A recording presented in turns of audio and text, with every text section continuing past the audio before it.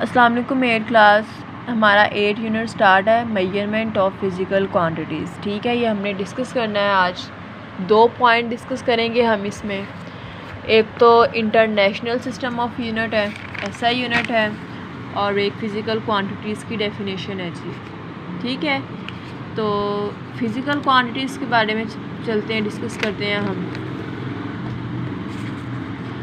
Physical quantities वो quantities होती है जिन्हें हम मेजर करें। ठीक है, कि ज़ाहरी तौर पर उन क्वांटिटीज़ को हम मेजर कर सकें, वो फ़िज़िकल क्वांटिटीज़ है। मिसाल के तौर पर लेंथ, किसी भी चीज़ की लंबाई के लिए मैस किलोग्राम में लिया जाता है, टाइम सेकंड में लिया जाता है, वॉल्यूम लीटर्स में लिया जाता है। तो ये सारी की सारी क्या है, फ़िज़िकल क्वांटिटीज़ है। फ़िज़िकल क्वांटिटी में दो चीज़ कॉमन होती है, एक होता है उसका साइज़, उसको हम मैग्नीट्यूड शिद्दत भी कह सकते हैं, और सेकंड होता है यूनिट। उस यूनिट के ज़रिए से हम उसको मेजर करते हैं। ठीक है, जैसे हमने टाइम को मेजर करते हैं सेकंड, तो सेकंड उसका यूनिट है। ठीक है, और टाइम उसकी मैग्नीट्यूड है। तो ये फ़िज़िकल क्वांटिटीज़ है। अब इंटरनेशनल सिस्टम ऑफ यूनिट क्यों बनाया गया? अच्छा जी, पास्ट में यानी कि माजी में क्या होता था कि फ़िज़िकल क्वांटिटीज़ के बारे में थोड़ी बहुत इन्फॉर्मेशन थी, लेकिन साइंटिस्ट जो थे इसको ज़्यादा सपोर्ट नहीं कर रहे थे। ठीक है, अब क्या किया गया कि जैसे जैसे एडवांसमेंट आती गई, टेक्नोलॉजी में आती गई, आईटी इंफॉर्मेशन टेक्नोलॉजी में आती गई, इसी तरह फिज़िक्स में, साइंस की डिफरेंट ब्रांचेस में भी एडवांसमेंट आती गई, रिसर्च वर्क करते रहे, तो उन्होंने क्या किया, यूनिट्स के लिए एक इंटरनेशनल सिस्टम बना लिया।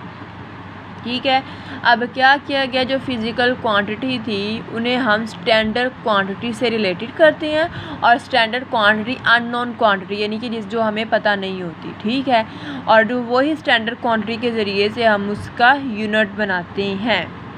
एग्ज़ाम्पल, सिंपल से एग्ज़ाम्पल बता देती हूँ कि अगर हम किसी शॉपकीपर के पास जाकर कहें हमें मिल्क चाहिए, ठीक है, अब कितने लीटर चाहिए, कितने किलोग्राम चाहिए, तो जितने लीटर और किलोग्राम चाहिए वो उसकी स्टैंडर्ड क्वांटिटी या अननोन क्वांटिटी है। समझ आ गई है?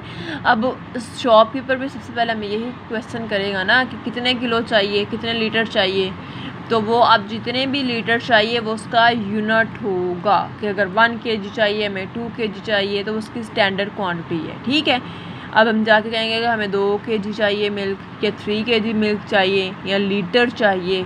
लिक्विड के लिए लीटर यूनिट इस्तेमाल किया जाता है। ठीक है, तो उसकी स्टैंडर्ड क्वांटिटी है।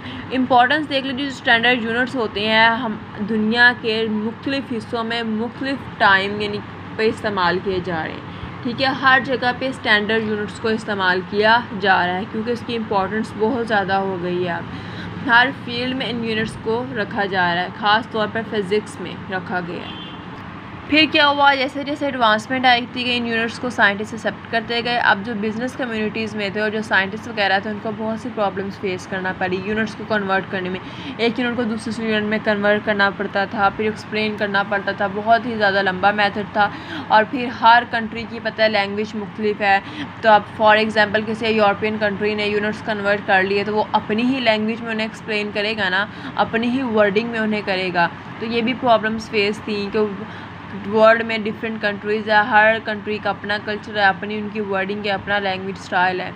अब इन प्रॉब्लम को सॉल्व करने के लिए पेरिस में एक कॉन्फ्रेंस रखी गई थी। इस कॉन्फ्रेंस में ये रिकमेंड किया गया था कि यूनिट्स के लिए इंटरनेशनल सिस्टम बनाया जाए, जिसे हम SI सिस्टम्स कहते हैं। यूनिट्स फिक्स कर दिए गए हर चीज़ के। अब वही यूनिट्स ओवरऑल द वर्ल्ड हर किसी कंट्री में यूज़ किए जा रहे हैं। ये नहीं कि एक कंट्री में लेंथ का यूनिट कुछ छोड़ है, दूसरी में हो रहा है, नहीं, जितनी भी कंट्रीज़ है इस दुनिया में, सारी की सारी कंट्रीज़ में सेम यूनिट इस्तेमाल किए जा रहे हैं।